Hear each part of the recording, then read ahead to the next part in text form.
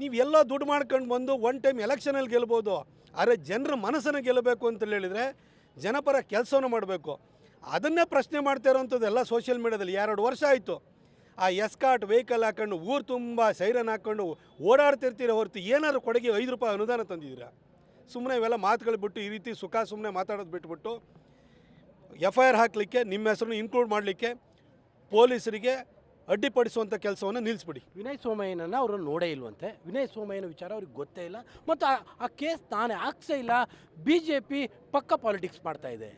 SP ಇದರಲ್ಲಿ SP ಅವ್ರನ್ನ ಕೇಳಲಿಕ್ಕೆ ಬಯಸ್ತೀನಿ. SP ಅವರೇ ನಿಮ್ಮ ಕಾನ್ಸ್ಟೇಬಲ್ನು ನೆನ್ನೆನೂ ಕೂಡ ನಿಮಗೆ ಹೇಳಿದೆ, ಅವ್ರ ಮೇಲೂ ಕೂಡ ಕಂಪ್ಲೇಂಟ್ ಕೊಡ್ತೀವಿ, ನೀವು FIR ದಾಖಲು ಮಾಡಬೇಕು ಅಂತ. ನಿಮ್ಮ ಕಾನ್ಸ್ಟೇಬಲ್ ಯಾಕೆ ಪದೇ ಕಾಲ್ ಮಾಡ್ತಿದ್ದ? FIRಗೆ ಸ್ಟೇ ಮಾಡಿ ಕೋರ್ಟ್ ಆರ್ಡರ್ ಮಾಡಿ ಆದಮೇಲೂ ಕೂಡ ಯಾಕಾಗಿ ವಿನಯ್ ಸೋಮಯ್ಯಗೆ ನೀವು ಕಾಲ್ ಮಾಡ್ತಾಯಿದ್ರಿ?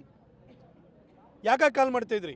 ವಿನಯ್ ಸೋಮಯ್ಯ ಕೇವಲ ಒಬ್ಬ ಅಡ್ಮಿನ್ನು, ತಾನು ಪೋಸ್ಟ್ ಮಾಡಿಲ್ಲ ಅಂತ ಹೇಳಿದ್ರು ಕೂಡ, ಹೇಳಿಕೆಯನ್ನು ಪೊಲೀಸರಿಗೂ ಕೊಟ್ಟಿದ್ರು ಕೂಡ, FIRಗೆ ಸ್ಟೇ ಬಂದ್ರೂ ಕೂಡ ಯಾಕಾಗಿ ಆತನನ್ನು ಚೇಸ್ ಮಾಡೋ ಕೆಲಸವನ್ನು ಮಾಡ್ತಾಯಿದ್ರಿ ನೀವು? ಕೆಲಸ ಮಾಡೋಕ್ಕಾಗಲ್ಲ, ಕೆಲಸ ಮಾಡೋಕ್ಕೆ ಯೋಗ್ಯತೆ ಬೇಕು. ಈಗೇನು ಕಾನೂನು ಸಲಹೆಗಾರ ಅಂತ ಕ್ಯಾಬಿನೆಟ್ ದರ್ಜೆ ಕೊಟ್ಟಿದ್ದಾರೆ, ಅದನ್ನು ಮಿಸ್ಯೂಸ್ ಮಾಡಿಕೊಂಡು ಹೆರಾಸ್ ಮಾಡ್ತಿದ್ದಾರೆ ಕೊಡಗಿನವರಿಗೆ. ಸರ್, ಕೊನೆಯದಾಗಿ ನೀವು ಅವ್ರನ್ನ ಇಲ್ಲಿ ಬರೋದಕ್ಕೆ ಬಿಡ್ತಾ ಇಲ್ವಂತೆ, ಆ ಥರದ ಒಂದು ವಾತಾವರಣನೇ ಸೃಷ್ಟಿ ಮಾಡ್ತಾ ಇಲ್ಲ. ನಾನು ಅವ್ರಿಗೆ ಅವ್ರ ಫ್ಯಾಮಿಲಿಗೆ ಸಹಾಯ ಮಾಡೋಕ್ಕೆ ನಾನು ರೆಡಿ ಇದ್ದೀನಿ. ಸಹಾಯ ಪುನಃ ನೀ ಯಾವುದೋ ಕೇಸ್ ಫಿಕ್ಸ್ ಮಾಡ್ಕೊಂಡ್ರಂಥ ಕಾಸಿನ ಭಿಕ್ಷೆ ಯಾವ ಬೇಕಾಗಿಲ್ಲ. ನಾವಿದ್ದೀವಿ, ಕೊಡಗಿನ ಜನ ಇದ್ದಾರೆ, ರಾಜ್ಯದ ಜನ ಇದ್ದಾರೆ, ಸಹಾಯ ಮಾಡಬೇಕು ಅಂದಾಗ ಅವ್ರು ಮಾಡ್ತಾರೆ. ಆದರೆ ಇಲ್ಲಿಗೆ ಬರೆದಂಥ ವಾತಾವರಣ ನೀವು ಸೃಷ್ಟಿ ಮಾಡ್ಕೊಂಡ್ರೆ ಬಂದು ನೋಡಿ. ನಾವೇನು ಮಾಡಲ್ಲ, ನಾವು ಯಾರಿಗೇನು ಚೇತಾವಣೆ ಕೊಡ್ತಾಯಿಲ್ಲ. ಪೊಲೀಸ್ ಇಲಾಖೆಯವರು ಕೂಡ ನೆನ್ನೆಯಿಂದಲೂ ಅವ್ರ ಡ್ಯೂಟಿನ ಅವ್ರು ಮಾಡ್ತಾಯಿದ್ದಾರೆ. ನಾವು ಯಾವತ್ತಾದರೂ ಅವ್ರಿಗೆ ಅಡ್ಡಿಪಡಿಸಿದ್ವಾ ಕೇಳಿ. ನಾವು ಯಾವತ್ತೂ ಪೊಲೀಸ್ ಇಲಾಖೆಗೆ ಅಡ್ಡಿಪಡಿಸಿಲ್ಲ. ಬನ್ನಿ, ಜನ ನಿಮ್ಮನ್ನು ಹೂವಿನ ಹಾರ ಹಾಕಿ ಸ್ವಾಗತಿಸ್ತಾರೆ ಅಥವಾ ಮುಗು ಕೂಗುದು ಕಳಿಸ್ತಾರೆ, ನೀವೇ ಬಂದು ನೋಡಿ. ಫ್ಯಾಮಿಲಿಗೆ ಆರ್ಥಿಕ ಸಹಾಯ ನೀವು ಮಾಡ್ತಿದ್ದೀರಿ ಅಲ್ಲ, ಅದು ಬಿಟ್ಬಿಡಿ ಅದನ್ನು.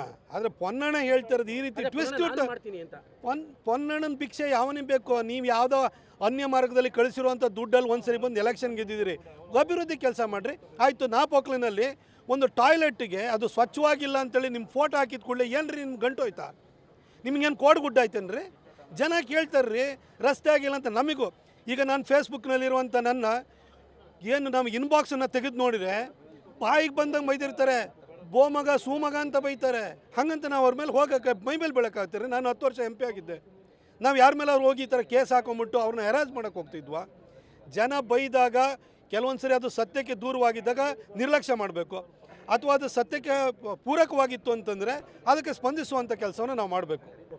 ಇದು ಮಾಜಿ ಸಂಸದರಾಗಿರುವಂತಹ ಪ್ರತಾಪ್ ಸಿಂಹ ಅವರ ಮಾತು.